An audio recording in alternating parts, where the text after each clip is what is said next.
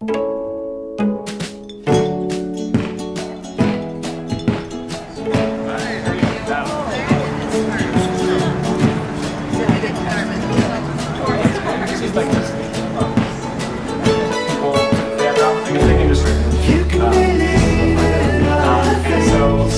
goal is we want everybody to contribute something, and it's $5, great. If it's $500,000, that's also pretty good.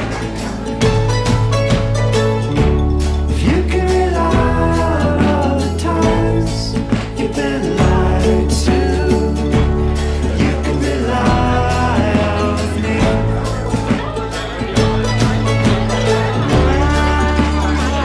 Cinnamon.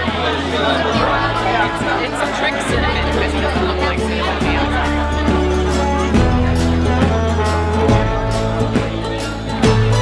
I've made up my mind, made it up as I went along, admitting that you're wrong, don't make it right. You can't come and go. It's always been good to you. Let's go out and try. So when we were doing projects last fall, we were working in Kenya, Uganda, Rwanda, Botswana, South Africa, and we had an opportunity to work with Livingston's community. So he's going to tell you a little bit about what that experience is like. Thanks, Adam.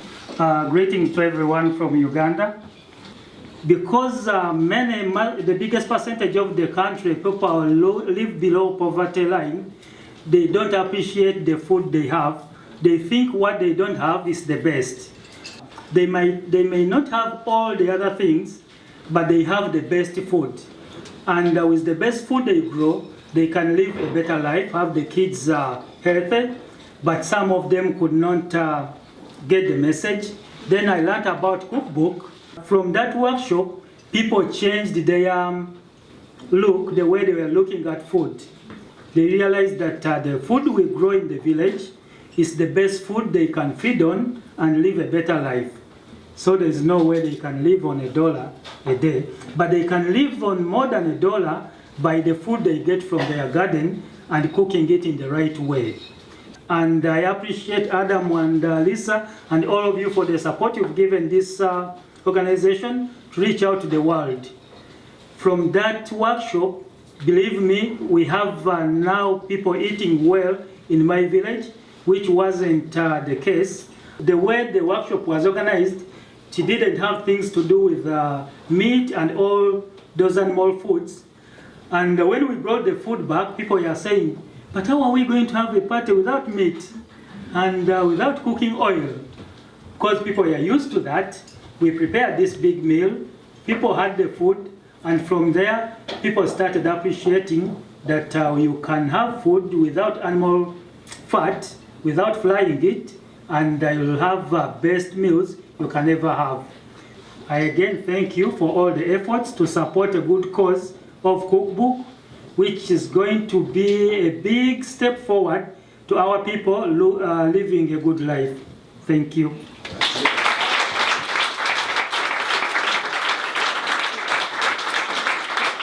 So just really briefly, I was actually trained in environmental policy, and my true love is actually in the kitchen, and I found a way to unite those two in a really positive way. I really saw when I was doing government policy work here in Massachusetts that on a day-to-day basis we all have the opportunity to make a decision about what we're going to eat, and ultimately that decision doesn't just impact our own wellness and our own health, but it impacts our community and also the globe. So for me, I saw an opportunity to help people make better choices for themselves on a daily basis regarding food and sustainability. Hi everyone. I just saw a very old friend come in. Hi, Brad. So my background is in education. I taught for several years in the Boston Public Schools, and I was working with communities that were recently arriving into the country and found that as my kids were arriving and families did not have a lot of money. This is in East Boston, and they very quickly were adapting their diets to the cheapest food around, which is what is known as the SAD, Standard American Diet. and noticed that in addition to major physical changes over the first couple months, these kids' cognitive skills were plummeting. As their English skills were improving, test scores were going down, and the teachers would be like, we need 3 extra hours of math, and we need 3 extra hours of this, and parents were getting bullied into putting their kids onto different types of medication, to try and fix these issues. And I was talking to the teachers, it's not a biological issue. This kid 2 months ago was excited to learn. They were great academic stamina. And so I started also to get really interested in the way food plays a role in the classroom. When we were in Vietnam, I was working with a class and asked the kids what their favorite food was. And every kid said either fast food, fried chicken, or pizza. And this, I don't know if anyone likes Vietnamese. Anyone here like Vietnamese food? Yeah. It's some of the best food on earth, some of the healthiest food on earth. In Vietnam, obviously, it's ridiculously inexpensive compared to the price of pizza. And so we found that these communities were actually starting to develop an inferiority complex about their own food culture through the barrage of advertising. And so we started leading these programs where we taught people why cooking their traditional food culture is so important. Not only for personal health, but to preserve culture, for local economic sustainability. And it's also a lot of fun, and we really brought families back together. Something that was really shocking to me was that we discovered that 60% of mortalities that happen worldwide are actually attributed to chronic illness. So this is the first time in the history of the world that we're not battling really acute illnesses, but we're battling chronic illnesses. And this is affecting people all over the world. And what's been so surprising to us is that the numbers show that it's actually 80% of those mortalities that are happening in lower income countries. Really shocking. And we saw this trend and kind of realized it anecdotally when we were traveling, and when we looked at the data, we saw that it reflected our observations as well.